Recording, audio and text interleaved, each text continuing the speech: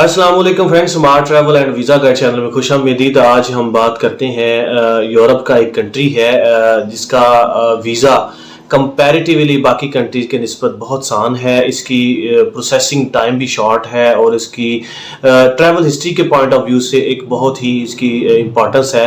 और ये वीज़ा भी स्टिकर होता है और इसकी जो फीस है वो भी $20 है और आप पाकिस्तानी पासपोर्ट पे, ग्रीन पासपोर्ट पे आसानी से हासिल कर सकते हैं। जी हाँ, वो कंट्री का नाम है जॉर्जिया। जॉर्जिया एक यूरोपीय यूनियन का एक कंट्री है लेकिन नॉन शेंजन स्टेट है। जी हाँ दोस्तों, ये नॉन शेंजन स्टेट है जिसका नाम जॉर्जिया है। इसके बॉर्डर तुर्की, अजरबैजान और इसके अलावा रशिया के कुछ स्टेट्स के साथ भी अटैच होते हैं। अब सवाल ये है कि आप इसको वीज़े को ग्रीन पासपोर्ट पे किस तरह हासिल कर सकते हैं, इसके लिए कौन सी डॉक्यूमेंटेशन है, कैसे अपॉइंटमेंट लेते हैं और इसकी वीज़ा फीस क्या है, इसके वाले से बात करें। काइंडली वीडियो को मजीद आगे बढ़ाने से पहले इस चैनल को जरूर सब्सक्राइब करिए और वीडियो को एंड तक देखिएगा। अदरवाइज मोस्टली एप्लीकेंट बार बार वही क्वेश्चंस को वही रिपीट करते हैं जो हम ऑलरेडी अपनी वीडियोस में डिस्क्राइब कर चुके होते हैं।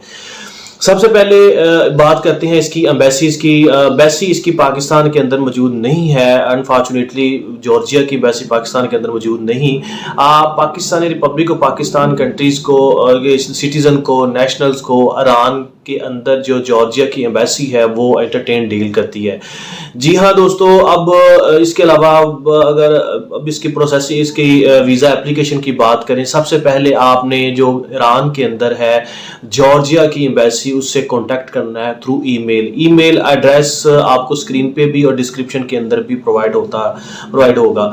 उसमें सबसे पहले आपने उनको ये कहना है कि आप एक नेशनल सिटीजन हैं और जॉर्जिया का वीज़ा अप्लाई करना चाह रहे हैं। काइंडली उनको अपॉइंटमेंट या वीज़ा रिक्वायरमेंट प्रोवाइड की जाए। वो आपको विद इन फ्यू डेज के अंदर रिस्पॉन्ड करेंगे और आपको रिक्वायरमेंट जितने भी पैरामीटर्स वो प्रोवाइड करेंगे।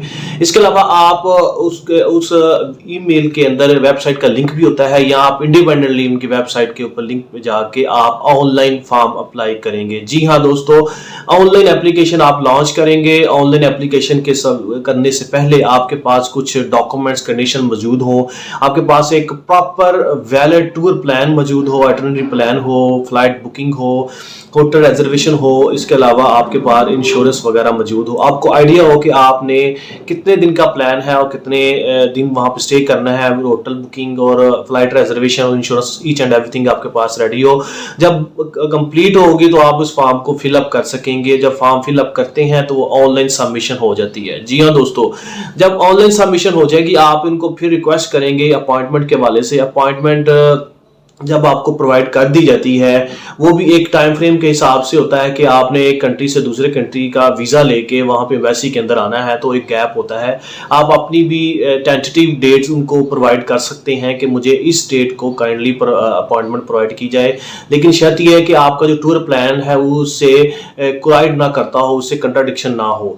जी हाँ दोस्तों, जब आपके ऑनलाइन फॉर्म अप्लाई हो गया, ठीक है, आपको अपॉइंटमेंट भी मिल गई, आपने ईरान का वीज़ा लेना है। आप ईरान का वीज़ा पहले भी लेकर रख सकते हैं और उसके साथ वो बेटर है कि आप टूरिस्ट वीज़ा लें एज कंपेयर टू ज़ियारत के वीज़े के वाले से। जी हाँ दोस्तों, और उसमें आप कोशिश करें जो मल्टीपल एंट्री है वो इस चीज़ को अप्लाई करें, ईरान का जो टूरिस्ट वीज़ा है। जब आपके पास ईरान का वीज़ा होगा फिर भी आप ये प्रोसेस कर सकते हैं, या उससे पहले भी आप ये प्रोसेस वगैरह को एग्जीक्यूट कर सकते हैं अपनी एप्लीकेशन के वाले से, अपनी डॉक्यूमेंटेशन के वाले से।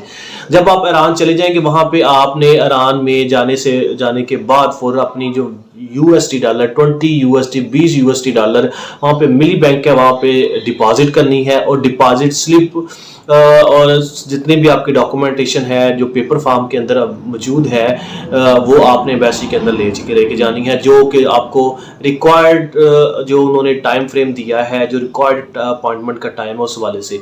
जी हाँ दोस्तों, जब आप एम्बेसी के अंदर चले जाते हैं, आपकी फाइल सबमिशन हो जाती है तो आपसे एक इंटरव्यू कंडक्ट किया जाता है। इंटरव्यू में यही बेसिक और नेसेसरी क्वेश्चन होते हैं। आप क्यों जा रहे हैं, कहाँ जा रहे हैं, आपका प्लान क्या है और आपका पर्पस क्या है, आप करते क्या हैं। इसमें मे भी डिपेंड करता है हर बंदे की प्रोफाइल के मुताबिक उसका इंटरव्यू लॉन्ग भी हो सकता है, उसका इंटरव्यू शॉर्ट भी हो सकता है। जी हाँ दोस्तों, इसके बाद जब आपकी फाइल सबमिशन हो जाती है तो अगर आपको फाइल सबमिशन होने के बाद आपके चांसेस बहुत ज़्यादा होते हैं कि आपको वीज़ा ग्रांट कर दिया जाता है।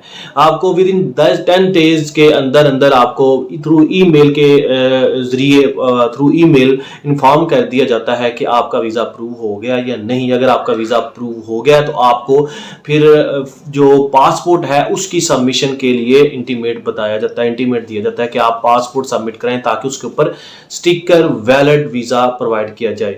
और जॉर्जिया को जो वीज़ा है वो मोस्टली 1 मंथ का ही प्रोवाइड करते हैं और आप इस वीज़े की बेस पे बाकी कंट्रीज़ में ट्रैवल कर सकते हैं, या इस कंट्री को जाने के लिए आप एक टूर प्लान लाइक तुर्की का, दुबई का और इसके अलावा अजरबैजान वगैरह का प्लान बना के एक टिकट पर ट्रैवल कर सकते हैं।